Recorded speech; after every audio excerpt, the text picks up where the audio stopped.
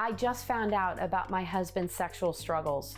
Who should I tell? This is a very tricky question. Many of us have experienced really painful ramifications to telling people who have told others about our pain and the difficult situation that we're in with our husbands because they want to pass it on as a prayer request. There are so many people who don't know what to do with this situation and make assumptions that maybe your husband is a pervert or there must be something really wrong with you that your husband would go outside the marriage sexually. These are not true. And so I encourage you to be really careful who you share about what's going on in your marriage with. Women in the Battle is an awesome place where you can find other women who have experienced this themselves and will know how to handle your situation. Unfortunately, many women have experienced spiritual abuse, even at the hands of a well-meaning pastor who doesn't understand that what you're dealing with is perhaps an actual sexual addiction, and there is nothing you could have done to prevent it. Finding really great resources like these videos and your local Women in the Battle meetings will be a great start for you to be able to navigate the journey of who do I tell?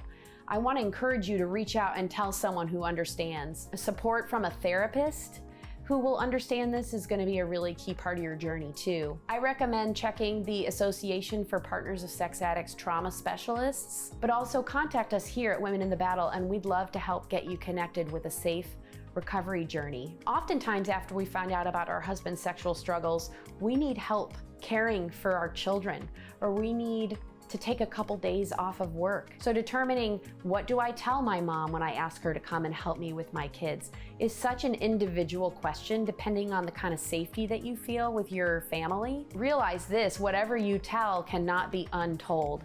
I would always encourage you to err on the side of sharing little to no details with your family and friends until you know how they're going to respond to the fact that there is some kind of a problem in your marriage. When we are traumatized, it can be really hard to make clear, logical choices and decisions because that frontal lobe of our brain has gone offline, and the impulse control is really a difficult thing to have when we're traumatized, and the fight, flight, or freeze mechanism is really running the show in our brains. Finding one person that you really trust, like a counselor, another woman who's gone through this before, and running by her, hey, who should I tell? What kind of details should I tell people around me is a really good idea, because once learned, it cannot be unlearned. And many of us have experienced deeper pain and trauma because of telling people that didn't know what to do with that information and did not know how to handle us.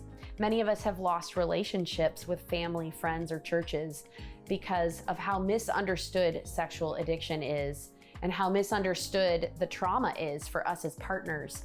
Our family, our friends, our churches may experience us to be much changed because of the trauma. And then we have that feeling of, I don't even know who I am now after this trauma.